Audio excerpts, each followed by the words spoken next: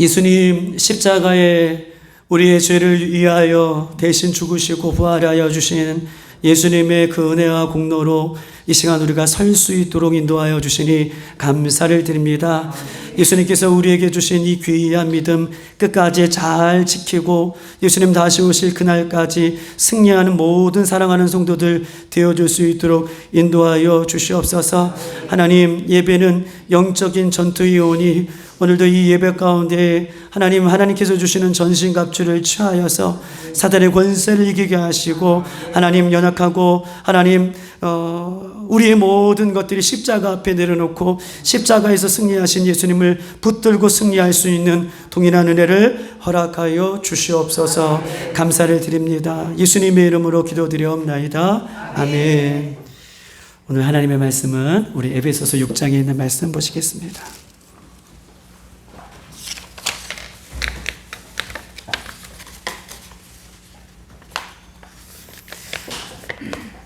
316쪽 에베소서 6장 우리 10절에서 13절까지 있는 말씀 우리 계속해서 연이어서 우리 함께 보도록 하겠습니다. 신약성경 316쪽이 있습니다. 에베소서 6장 우리 10절에서 13절까지 있는 말씀 우리 다 같이 한 목소리로 합독하시겠습니다. 시작. 끝으로 너희가 주 안에서와 그의 힘의 능력으로 강건하여 지고 마귀의 관계를 능히 대적하기 위하여 하나님의 전신갑주를 입으라. 우리의 신음은 혈과 육을 상대하는 것이 아니요 통치자들과 권세들과 이 어둠의 세상 주관자들과 하늘에 있는 악의 영들을 상대함이라. 그러므로 하나님의 전신갑주를 취하라. 이는 악한 날에 너희가 능히 대적하고 모든 일을 행한 후에 서기 위함이라. 아멘. 아멘. 악한 날에 우리가 능히 사단의 권세들을 대적하고 그 다음에 능히 서기 위해서는 하나님의 전신갑주를 취해야 된다라고 말씀해 주시고 이 전신갑주를 취할 때에 우리의 싸움은 어떤 싸움인가에 대해서 우리 계속해서 우리가 알아보고 있고 있습니다. 오늘 우리 지난주의 말씀처럼 영적인 싸움 우리 세 번째 시간으로 제가 준비한 것만큼 이렇게 함께 나누는 시간 가졌으면 좋겠어요. 우리의 싸움은 절대 육에 대한 싸움이 아닙니다. 할렐루야. 육에 대한 싸움이 아니라 만약 우리가 육적으로 싸우고 있다면 우리가 전부터 우리의 싸움은 영적인 싸움이다 라고 했음에도 불구하고 그리고 그 영적인 세력들은 어떤 세력인가에 대해서 우리가 배웠음에도 불구하고 우리가 여전히 육적으로 싸우고 있다면 이미 우리는 영적 싸움에서 지고 있다는 거예요. 우리 싸움은 절대로 육적인 싸움이 아니라 영적인 싸움인 것임을 성경은 누누이 우리에게 말씀하고 있는 것입니다. 영적인 전쟁의 끝은 언제입니까? 우리가 잘 알고 있듯이 요한계시록 20장 우리가 찾아보지는 않겠지만 여러분 잘 알고 있는 말씀 요한계시록 20장 11절로 15절까지 있는 말씀은 마지막 때에 백보자 심판 때에 20장 11절에서 15절에 보니까 어떤 말씀이 써 있냐면 새하늘과 새 땅이 21장에 펼쳐지길 전에 백보자 심판 때에 땅과 하늘의 모든 것이 심판대 앞에 선대요. 그러니까 땅과 하늘에 있는 모든 것이 심판대 앞에 낱낱이 다 서게 된다라고 얘기해요. 그때에 이 영적인 사단의 권세들은 어떻게 해요? 영원한 꺼지지 않는 이 둘째 사망의 불못에 던져지는 거예요. 영원히 나올 수 없고 영원히 꺼지지 않는 그 불못에 던져지는, 즉 영적인 싸움이 언제까지 우리가 계속 싸워야 되는지 예수님께서 다시 오셔서 그리고 그 이후에 백보자 심판하실 때까지 영적인 싸움은 계속해서 이루어진다라고 하는 것을 요한계시록 20장이 이야기하고 있어요. 백보자 심판 때에 땅과 하늘의 모든 것이 그 심판대 앞에 심판을 받는 순간까지 어떻게 해요? 영적인 싸움이 싸워지는 거예요. 그리고 나서 요한계시록 21장에 새하늘과 새 땅이 이 땅에 도래되는데 오늘 그 요한계시록 21장의 표현을 보면 신부가 남편을 위해 단정한 것 같이 신부가 남편을 위해 얼마나 단정해요. 여러분들 결혼하실 때 생각해 보세요. 예쁘게 다들 입고 신랑을 맞이하는 것처럼 새하늘과 새 땅이 그냥 도래하는 것이 아니라 신부가 신랑을 맞이하는 것처럼 21장에는 남편이라고 얘기하고 있는데 정확하게 이제 신랑이 아니에요. 남편을 맞이하는 것처럼 어떻게 해요? 새하늘과 새 땅이 그렇게 단장하여서 이 땅에 도래되는 거예요. 그렇기 때문에 이 영적인 싸움은 새하늘과 새 땅에 들어가기까지 우리가 믿음을 끝까지 지키고 영적인 싸움에서 승리할 것을 성경은 우리에게 이야기를 하고 있는 것입니다. 여러분, 그렇기 때문에 지금은 영적인 싸움을 하는 싸움 중이에요. 지금은 영적인 싸움이 끝나는 것이 아니라 영적인 싸움을 계속하고 있는 싸움 중이다. 그렇기 때문에 싸움 중에는 편히 쉬면 안 돼요. 싸움 중에는요, 잠들어서도 안 돼요. 싸움 중에는 세상에 취해 있어도 안 돼요. 싸움이 끝날 때까지 계속해서 싸워야 할 것이 이 땅에 우리의 싸움인 것임을 성경은 우리에게 이야기하고 있습니다. 우리가 영적인 싸움을 할 때까지 우리 성도들은 영적으로 병들지도 말고 아프지도 말고 죽지도 말고 그 끝까지 믿음에 승리하는 싸움을 승리하며 싸워갈 수 있는 저와 여러분 되시기를 주의 이름으로 축복합니다. 여러분, 육적인 전쟁의 끝은 무엇입니까? 육적인 전쟁을 했어요. 그리고 육적인 전쟁의 끝은 이거예요. 육적인 전쟁에 패배하는 것은 최대한 육적인 전쟁에서 패배했다, 재산을 빼앗기거나 더 나아가 포로로 되거나 옛날 표현으로는 노예가 되거나 종으로 되거나 이것이 육적인 싸움의 결과예요. 육적인 싸움에서 패배하면 재산을 몰수당하거나 포로가 되거나 노예가 되거나 더 나아가 이 육적인 죽음을 맞이하는 것이 육적인 싸움의 패배의 결과라고 얘기할 수 있어요. 재산을 빼앗기거나 마지막으로는 목숨 빼앗기는 것이죠. 그런데 보십시다. 영적인 싸움에서 패배하면 예수님을 잃어버려요. 영적인 싸움에서 패배하면 예수님을 잃어버리고 믿음을 잃어버리고 신앙을 잃어버려요. 영적인 싸움에서 패배하면 그 결과가 믿음을 잃어버리고 신앙을 잃어버리고 예수님을 잃어버리면 지옥이 기다리고 있다는 것임을 성경은 우리에게 이야기하고 있으면서 우리는 이 영적인 싸움을 반드시 이겨야 된다. 쉬운 말이 아니에요. 그냥 문자적으로 이 앞에서 육적인 싸움의 죽음은 우리 육적인 죽음이 최종적인 결과고 영적인 싸움의 최종적인 결과는 지옥이다. 이렇게 말로만 표현하다 보니까 아 그렇구나 넘어가지만 이것은요 천국이냐 지옥이냐의 싸움이라고 이렇게 여러분들에게 말씀을 드리고 있기 때문에 이 영적인 싸움은 그냥 쉬운 싸움이 아니라 라고 이렇게 말씀을 드리는 것입니다. 그런데 중요한 것은요 예수님 다시 오셔서 이 땅의 모든 사람을 심판하는 그날 예수님을 끝까지 믿어 영적인 싸움에서 승리한 성도들에게는 귀한 상급이 있지만 예수님을 끝까지 믿지 않고 영적인 전쟁에서 실패한 자들에게는 영원히 지옥이 있다. 양과 염소가 갈라지듯 오른쪽과 왼편이 갈라지듯 사단의 전쟁은 어떻게 해요? 계속해서 이 땅 가운데 주어지고 있음을 성경은 우리에게 말하고 있어요. 양과 염소를 가릴 때까지 오른편과 왼편을 가릴 때까지 사단은 계속해서 영적인 싸움을 우리들에게 공격해 온다라고 이야기할 수 있는 것입니다. 여러분 사단이 이 땅에 존재하는 이유가 있어요. 사탄이 이 땅에 존재하는 이유는 이 땅에 존재하는 이 사탄은 끊임없이 하나님께서 가장 사랑하는 예수 그리스도를 믿는 성도들을 공격하기 위해 사탄은 이 땅에 존재합니다. 게다가 사탄은요 하나님을 상대로 싸울 정도로 그 영적인 무시무시한 파워를 갖고 있는 것이 사탄이에요. 그러나 이 악한 세력들이 보세요. 질서와 체계와 이런 전략과 모순을 이런 모습들을 가지고 우리 예수 그리스도를 믿는 사람들을 상대하는 이유가 있어요. 왜 이 땅에서 이 사단이 이렇게 예수님을 대항할 정도로 막강한 힘을 가지고 예수 그리스도를 믿는 성도들을 쓰러뜨리려고 하고 이렇게 전술과 전략과 그냥 모든 것을 동원해서 이렇게 싸움을 거는 이유가 있는데 우리 한번 요한계시록 12장에 있는 말씀 한번 찾아보십시다. 왜 사단이 계속해서 믿는 사람들을 넘어뜨리기 위해 싸움을 걸어오는 이유가 무엇일까? 12장 12절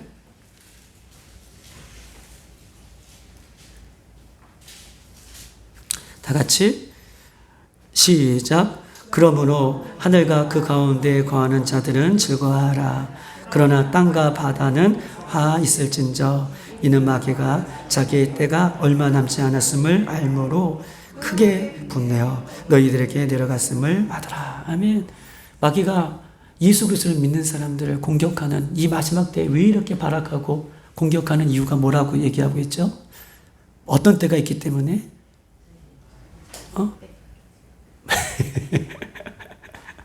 마귀가요, 얼마 남지 않은, 자기의 때가 얼마 남지 않은 줄을 알므로. 마귀도 아는 거예요. 자기의 때가 이제 얼마 남지 않은 것을 알므로 예수 그리스도를 믿는 사람들을 대적하고 이렇게 싸움을 걸고 있다라고 이야기하고 있는 거예요. 이런 보세요. 마귀도 자기의 때가 얼마 남지 않은 것을 아는데 우리는요, 예수 그리스도가 다시 오시면 믿는 사람들이잖아요. 마귀도 얼마 남지 않은 때를 위해서 그렇게 발악하고 한 사람이라도 지역 백성 만들려고 그렇게 최선을 다하여서 이 마지막 때를 살아가는데 우리는 새하늘과 새 땅, 영원한 천국, 예수님 다시 오셔서 우리에게 주실 영원한 천국을 기대하는 우리들은 이 땅에서 그냥 살면 안 돼요. 마귀들도 마지막 때를 알면서 발악하는데 우리는 그때를 기대하며 그 날을 소망하는 우리들은 더 확실하게 예수님 안에 그렇게 살 것을 성경은 우리에게 이야기하고 있는 것입니다. 사단은 마지막 때에 자신의 시간이 얼마 남지 않은 것을 알기 때문에 수단과 방법을 가리지 않고 영적인 싸움을 걸어오는 거예요. 그러므로 우리에게 필요한 것은 하나님의 전신갑주가 필요해요. 이제 다음 주부터 전신갑주가 무엇인지에 대해서 좀 알겠지만 하나님의 전신갑주가 필요해요. 하나님의 전신갑주를 입지 않고 내가 마귀와 싸워서 이긴다. 이것은 언어 도단이에요.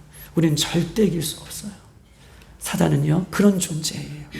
그렇기 때문에 오늘 우리가 말씀 가운데 서기 위해서 오늘 말씀을 더 들여다보는 것입니다. 사랑하는 여러분, 우리의 신앙과 삶 속에서 영적인 대적이 있다는 것을 여러분 절대 잊어서는 안 돼요. 우리의 신앙과 삶 속에는요, 영적인 대적들이 있다는 것을 잊어버리면 안 돼요. 그래서 정신을 똑바로 차리고 사단의 공격에 무방비되지 않도록 오늘 예수님 안에 우리가 신앙생활 해야지 우리가 승리할 수 있음을 성경은 우리에게 말하고 있는 것입니다. 우리 한번 찾아보십시다. 사단이 어떤 역할을 하는지 우리 구약 641쪽에 있는 말씀 한번 찾아보십시다.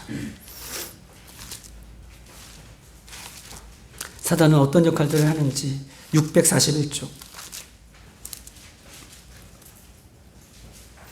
역대상의 21장에 있는 말씀입니다. 1절과 2절에 있는 말씀 보시겠습니다. 역대상 21장 1절과 2절에 있는 말씀. 다 같이 두 절인데 한 목소리를 읽겠습니다. 시작. 사단이 일어나 이스라엘을 대적하고 다윗을 충동하여 이스라엘을 계수하게 하리라. 보세요. 사단이 하는 일이 뭐예요? 일어나 이스라엘을 대적하고 그 다음에 누구를 충동질해요? 다윗을 충동질해서 뭘 하게 하는 거예요? 이스라엘을 인구조사를 해라라고 충동질을 하고 있다는 거. 2절 다 같이 시작. 다윗이 요압과 백성의 지도자들에게 이르되 너희는 가서 부엘살보로부터 단까지 이스라엘을 기수하고 돌아와 내게 보고하고 그 수요를 알게 하라 하니. 아멘. 사단이 분명히 1절에 보면 사단이 일어나서 이스라엘을 대적하고 다윗, 이스라엘 백성이 누구예요? 리더를 충동질해서 어떻게 해요? 인구 조사를 하게 하는 것이 사단의 역할이에요. 사단의 역할은 이스라엘 백성들을 대적하고 이스라엘 백성의 리더자를 대적하는 일을 하고 있다라고 하는 것입니다. 이스라엘을 대적하고 또 하나님을 믿는 사람들을 대적하는 것이 사단의 역할이고 또한 다윗을 충동질하여서 인구 조사를 하게 합니다. 하나님은요, 다윗이 하는 인구 조사를 원치 않았어요. 할렐루야. 하나님은 다윗이 하는 인구조사를 원치 않았습니까? 왜요? 왜 원치 않았을까요? 하나님의 인구조사를 왜 원치 않으셨어요? 전쟁은 누구에게 속해 있어요? 하나님에 속해 있어요. 다윗은요, 오늘 본문에 보면 사단이 충동질해서 인구조사를 하게 해요. 야, 저 이웃 나라의 병사들을 봐. 병거들을 봐. 무기들을 봐. 전술 전략을 봐. 이렇게 계속해서 하나님이 원하지 않는다는 사실을 다윗은 알고 있음에도 불구하고 사단의 충동질에 다윗이 인구조사를 하게 돼요. 그리고 그 인구조사 하게 되는 결과가 하나님께서 주어지는데 하나님은요, 모든 전쟁에 이기기도 하시고 또 그 전쟁을 지기도 하시는 모든 전쟁은 우리 하나님께 속해 있는 거예요. 할렐루야. 모든 전쟁은 하나님 앞에 속해 있어요. 하나님이 이기기도 하시고 하나님이 지키기도 하게 하시는 것이 하나님이에요. 그러므로 모든 전쟁이 하나님 앞에 속해 있으니 다윗은 끝까지 하나님을 신뢰하고 믿기를 하나님께서 원했음에도 불구하고 다윗은요, 그 하나님에 대한 신뢰하는 믿음을 저버려요. 그 결과가 어떻게 됩니까? 그 결과가 어떻게 되죠? 우리가 잘 알고 있는 것처럼 무슨 병이 돌아요? 전염병이 돌아요. 전염병이 돌아서 사흘 만에 오늘 부에서부터 단까지 몇만 명이 죽어요. 몇만 명이 죽어요? 7만 명이 죽어요. 사흘 만에 7만 명이 죽는 엄청난 어떻게 해요? 불신앙적인 모습을 사단이 다윗을 충동질해서 어떻게 해요? 그렇게 넘어가게 하는 역할을 사단이 하는 거예요. 우리 한번 찾아봅시다. 사무엘하 24장. 앞쪽으로 넘겨서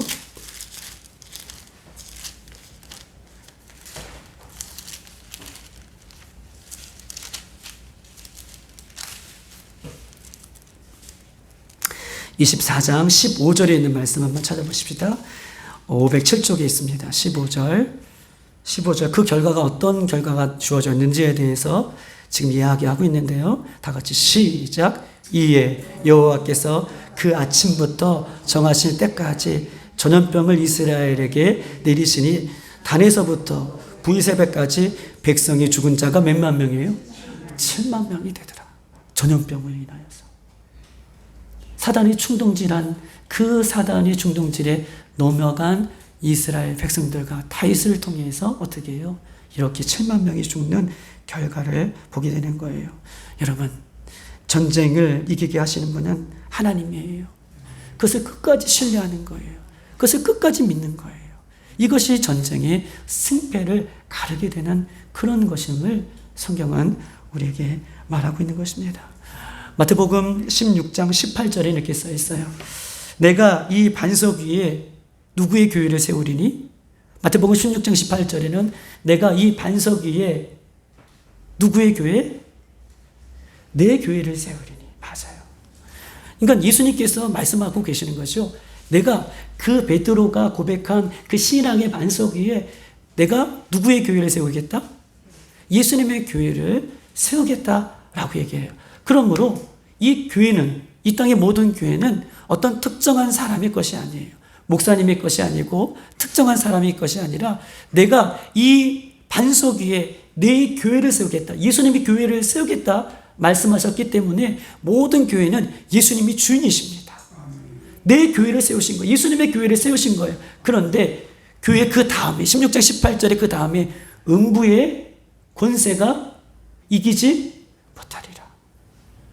하나님께서, 예수님께서 반석 위에 교회를 세우셨는데 그 교회를 음부의 권세가 이기지 못하리라 라는 말씀으로 이야기하고 있어요. 여러분 보십시다. 이 땅의 교회는요, 유일하게 사단을 대적하여 이길 수 있는 곳이 교회예요. 음부의 권세가 이기지 못하리라. 내 교회를 세우고 그 교회를 음부의 권세가 이기지 못하리라. 사단의 권세를 이기는 것은요, 정부가 아니에요. 사단의 권세를 이기는 것은 어떤 특정한 단체가 아니에요. 사단의 권세를 이기는 것은 하나님께서 세우신 이 교회를 통해서 사단의 권세가 어떻게 해요? 무너지는 거예요. 이기지 못하게 되는 것입니다.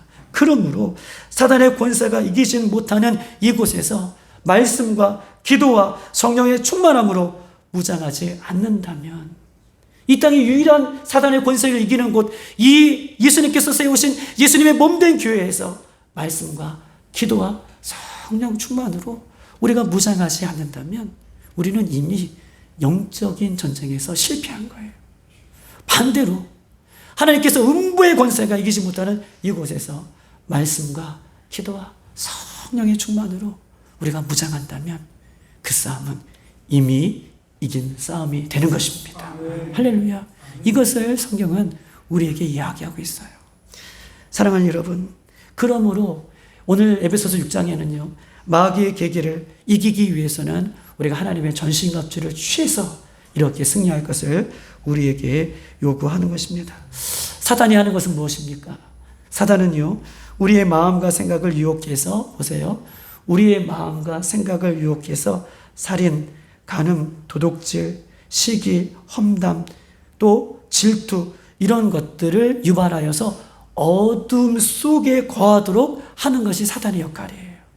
사단은 우리를 유혹해서 마음과 생각을 유혹해서 자꾸 하나님 편에 있는 것이 아니라 시기, 질투, 간음, 도둑질 이런 것들을 자꾸 우리의 마음과 생각에 집어넣어서 자꾸 어둠 속에 있게 하는 것이 어떻게 해요? 사단이 하는 일입니다. 여러분 한번 찾아봤어요. 요즘 세간에서 우리가 떠들썩하게 하는 것이 무엇입니까? 우리가 저번에도 말씀드렸듯이 20대 초반의 여자아이가, 여자학생이라고 얘기해야 되나? 20대 초반의 여성이 자기 또래의 여성을 유인해서 죽이는 데에 그냥 죽인 것이 아니라 죽인 이후에요, 시체를 토막을 내어서 캐리어에 끌고 다니면서 시체를 유기했어요. 20대 초반의 그 여성이, 기자가 막 물어봐요. 어떻게 이 일을 했냐? 막 어떻게 죄송한 마음, 어떤 마음이 드냐 했더니 뭐라고 얘기하냐면, 제가 들었어요. 제정신이 아니었던 것 같아요. 죄송합니다. 제가 제정신이 아니었어요. 맞아요. 제정신이 아니에요. 여러분도 보십시다. 여러분 그 기간에 우리 세간에서 화제가 되는 사건이 뭐가 있습니까? 아이들이 병원에서 출생했어요. 그리고 출생한 아이들이 동사무소에서 출생신고를 해야 되는데 그 갓난 아기들이잖아요. 출생신고도 하지 않는 아이들을 집에 데려가서, 젊은 부부가 낳겠죠. 젊은 애들이 아이를 낳고 그 아이들을, 첫째 둘째는 어느 사례예요?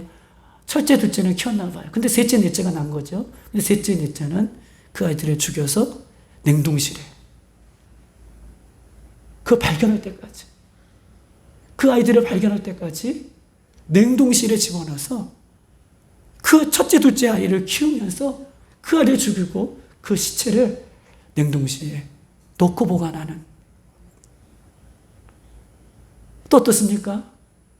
출생신고하지 않는 아이들 키우다가 죽이니까 뒷산에다, 야산에다가 안매장하는, 지금 11건이 등장했다나 어쨌다나 이렇게 이야기하고 있지 않습니까? 여러분, 모두가 제정신이 아니에요. 사단은요, 이렇게 공격하는 거예요.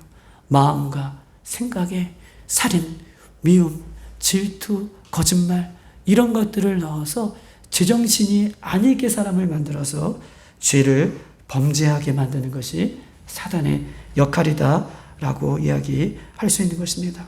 여러분, 왜 사단은요, 인간들을 못 잡아먹어서 안 되릴까요? 왜 사단은 인간을 못 잡아먹어서 안 되릴까요?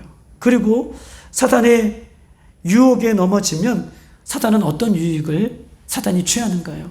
사람들이 사단의 유혹에 넘어지면 사단은 어떤 유익이 있길래 이렇게 사람들을 못 잡아먹어서 안달하고 이 마지막 때 이렇게 발악하고 있는지에 대해서 한번 생각해 보려고 합니다.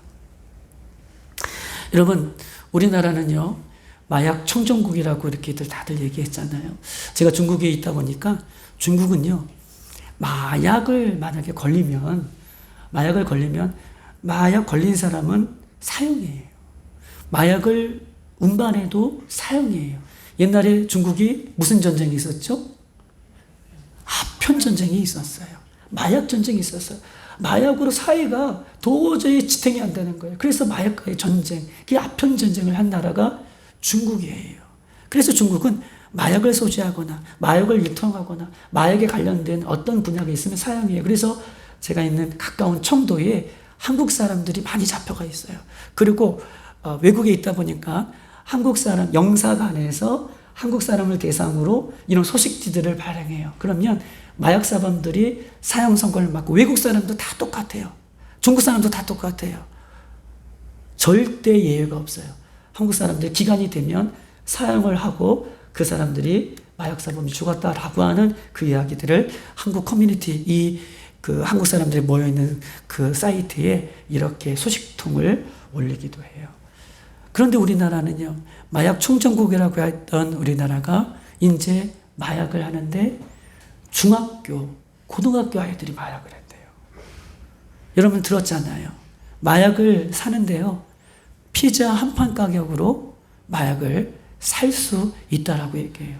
우리가 마약하면요, 우리 저기 유럽이나 미국이나 아프리카나 심지어는 영화에서만 등장하는 그런 이야기가 마약의 이야기인 것 같지만 우리 지금 하수구멍을 어떻게 하수구멍들 다 이렇게 그것들 조사했더니 그 하수구멍에서 나오는 그 물들 속에 뭐가 포함되어 있다 그래요? 마약 성분이 검출됐다고 얘기해요. 전국의 하수구에서 마약 성분이 검출됐다고 하는 정도로 그렇게 이야기를 하고 있는 것입니다. 사랑하는 여러분, 마약을 이렇게 유통해서 사람의 정신을 혼미한다는 것처럼 우리 예전에 전직 대통령의 외아들이 마약을 손에 대게 된 경우가 있는데 그 전직 대통령의 그 외아들이 혼자 외롭게 살아가다 보니까 연예인 친구들을 만나게 돼 있어요. 그런데 연예인 친구들 중에서 어떻게 해요? 마리아나가 뭔지 모르지만 마리아나를 피는 사람들이 있었나 봐요. 그런데 마리아나를 피는 그 연예인 친구들을 만나고 나서 그 전직 대통령 누구라고 말할 수 없지만 여러분 아시잖아요. 그 분이 어떻게 해요? 그 친구의 그 권유로 시작해서 그 인생 전반이 마약으로 인하여서 그 인생이 아주 패가명신했던 그 전직 대통령의 아들을 보게 되는 거예요. 그 대통령이 사랑했던 아들은요, 마약을 끊지 못하고 마약 중독자로 그렇게 인생을 허비하는데 대통령이 사랑했던 아들을 어떻게 해요? 그 마리아나를 피우는 그 범인들이, 그 마약사범들이 대통령의 아들을 공범자로 만들어서 어떻게 해요? 자신들의 죄를 경감시키기 위하여 대통령의 아들이 마리아나를 피게끔 공범자로 함께 만드는 것. 이것을 다른 말로 쉽게 표현하면 죄의 전가성, 죄의 전염성이라고 이렇게 말을 할 수 있는 것입니다. 즉 다시 말해서 어둠의 세력과 사단의 세력은요, 더러운 죄악들을 다른 존재들과 함께 하기를 원해요. 더러운 죄들을요, 그냥 자기만 갖고 있는 것이 아니라 죄의 전염성을 갖고 있는 것이 사단의 전략이기 때문에 그 더러운 죄를 다른 사람들과 함께 하기를 원하는 것이 사단의 특징이에요. 그래서 지옥 백성, 지옥 동지를 만드는 것이 사단의 전략입니다. 사단은 끝까지 하나님의 백성을 미혹해서 하나님이 가장 사랑하는 예수 그리스도를 믿는 성도들을 어떻게 해요? 사단의 공범의 세력으로 만들려고 하는 것이 사단의 그런 영적인 전략이에요. 이것이 죄의 전염성이라고 여러분들에게 말씀을 드리는 것입니다. 죄인들은요, 죄를 회개하지 않아요. 죄인들은 끝까지 자기의 죄를 다른 사람들과 공유하는 것이 목적이에요. 죄인들 보세요. 여러분, 죄인들 보세요. 죄인들 생각해 보세요. 죄인들은 자기의 죄를 발각하면 죄를 회개하지 않아요. 그 죄를 어떻게 해서든 다른 사람들과 함께 나누기를 원하는 것이 죄의 특성이에요. 그러나 예수 그리스도를 믿는 사람들은 그렇지 않아요. 예수 그리스도를 믿는 사람들의 특징은 정반대의 삶을 살아가는 것입니다. 예수님을 알지 못하는 세상 사람들은 사탄이 죄의 전형성으로 오염하게 만들어 보세요.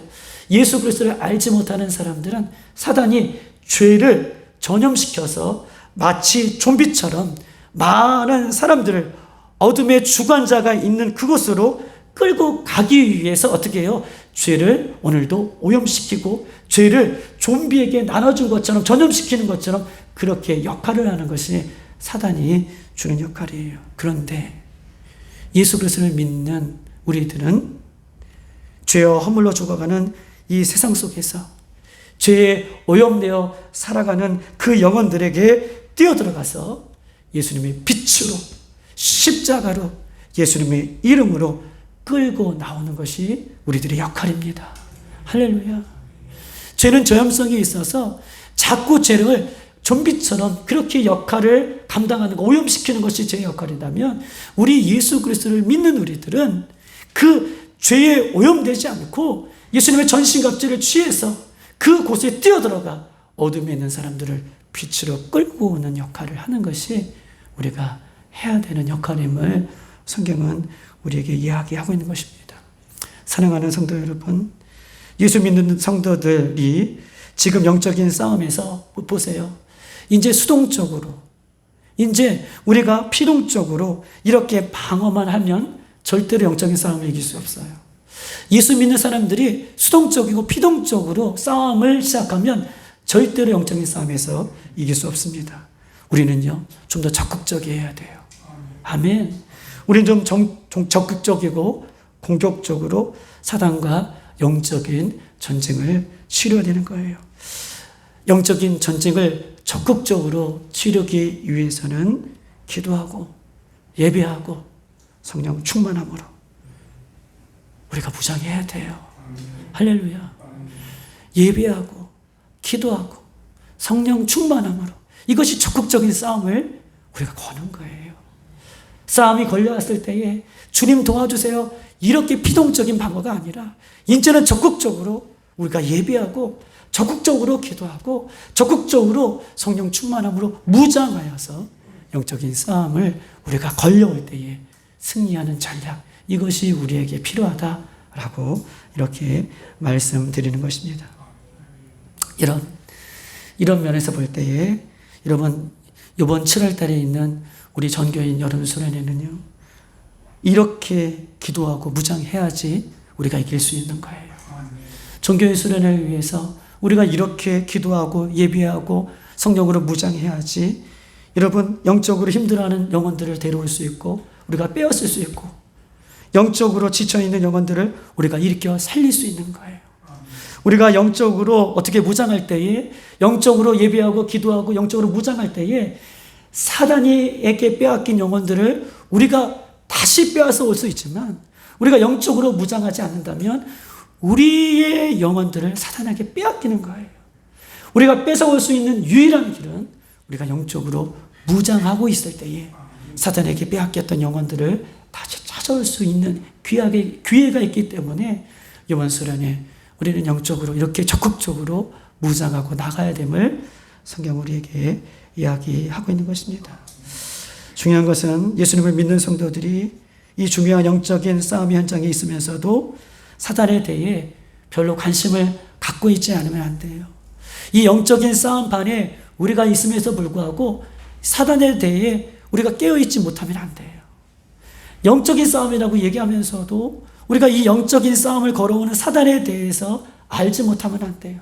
사단이 어떤 존재인지 우리가 눈 감고 있으면 안 돼요. 잠들어 있으면 안 된다라고 하는 것입니다. 여러분 보십시다. 대부분 우리가 전쟁을 우리가 치를 때에 이런 것들을 우리가 볼 수 있어요. 우리가 전쟁을 치를 때에 전쟁을 대비하지 않고 우리가 있으면 우리가 예전에 선조가 왜군의 공격을 대비하라고 하는 군사적으로 훈련하면서 또 모든 것을 대비하라고 하는 우리가 율곡의 10만 양병설 선조에 대해서 우리가 왜군에게 대비하기 위해서는 10만을 잘 훈련해서 우리가 대비해야 된다라고 율곡이 이의와 이렇게 충정을 다했어요. 그런데 이의와 율곡의 충정심을 외면한 선조는요, 어떻게 해요? 결국 왜구가 찾아왔을 때에 생선 고기를 찾아 먹으면서 그 먼 곳에 유래되는 그런 신세가 되었던 것을 우리가 잘 알고 있어요. 그리고 율곡과 이이가 그렇게 10만 양병설을 주장하면서 그렇게 선조에 대해서 충성했지만, 그렇게 충심을 다했지만, 오히려 이 율곡과 이이를 어떻게 해요?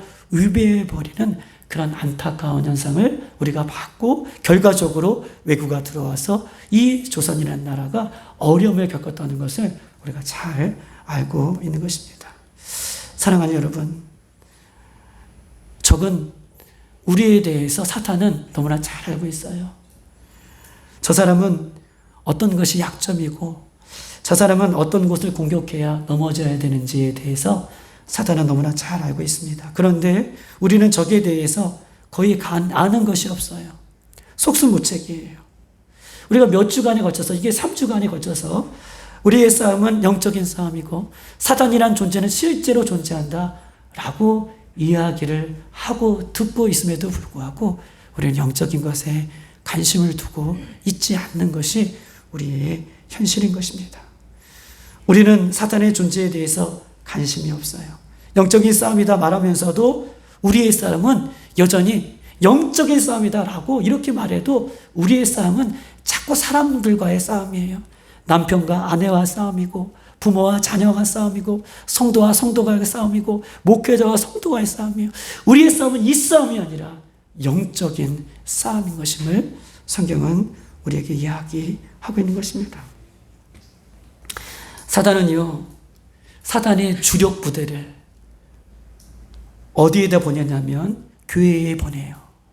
사단의 주력 부대들을 교회에 보냅니다. 왜냐하면 교회는 예수 그리스도를 믿는 성도들이 있기 때문에 사단은 그 사단의 주력 부대를 교회에 보내요. 그리고 교회 안에서도 오늘 다윗을 충동했던 것처럼 교회 안에서도 지도자들에게 집중적으로 공격을 가하는 것이 사단의 특징이에요. 왜냐하면 교회 지도자가 넘어질 때에 교회가 어떻게 해요? 여러 가지 어려움을 겪을 수 있기 때문에 사단은 자신의 주력 부대를 교회에 보내고 교회의 성도들 중에서도 교회의 리더자들을 공격하는 것이 사단의 주 목적이다라고 이야기할 수 있는 것입니다. 마지막으로 사단은요, 마태복음 13장에 보면 좋은 밭에 그 좋은 밭 주인이 알곡을 심었는데 사단은 그 알곡 가운데에 가라지를 심은 것 같다라고 마태복음 13장에는 이렇게 말을 하고 있는 것입니다. 원수가 와서 좋은 씨 가운데에 가라지를 덧뿌린 것 같다라고 이렇게 표현하고 있어요. 저도 부모님과 농사를 지어봤지만 벼와 비슷하게 자라는 것이 피잖아요. 그런데 그 피를 가만히 놔두면 결국은 알곡에 큰 영향력을 주기 때문에 피는 나오는 족족 그 어르신들이 농부가 이렇게 뽑아버리는 것을 우리가 알 수 있는 것입니다. 사단은요, 가라지를 그 좋은 밭에 뿌렸다라고 얘기해요. 사단은 가라지를 교회 안에 덧뿌립니다. 좋은 밭, 교회. 사단은 그래서 교회 안에서 가짜와 진짜를 구별하지 못하게 해요. 양과 염소 구별하지 못하게 하는 것이 사단의 특징인 것입니다. 무슨 말을 알고 싶으냐 하면 이것이에요. 가라지를 뿌렸다라고 하는 것은 진짜와 가짜를 이 마지막 때에 사단은 구별하지 못하게 하는 전략을 쓰고 있다. 이 이야기를 좀 마지막으로 여러분에게 하고 싶은 것입니다. 여러분, 몰몬교회 창시자가 있죠. 누굽니까? 몰몬교회 창시자 요셉 스미스. 요셉 스미스라는 사람이 몰몬교회 창시자예요. 그런데 이 몰몬교회 창시자가 미국의 유타라는 지역에 있어요.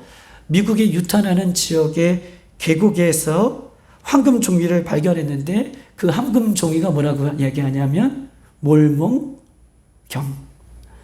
유타라는 미국의 어느 특정한 지역에 가서 그 스미스가 황금 종이를 발견했는데 그것이 몰몬경이에요.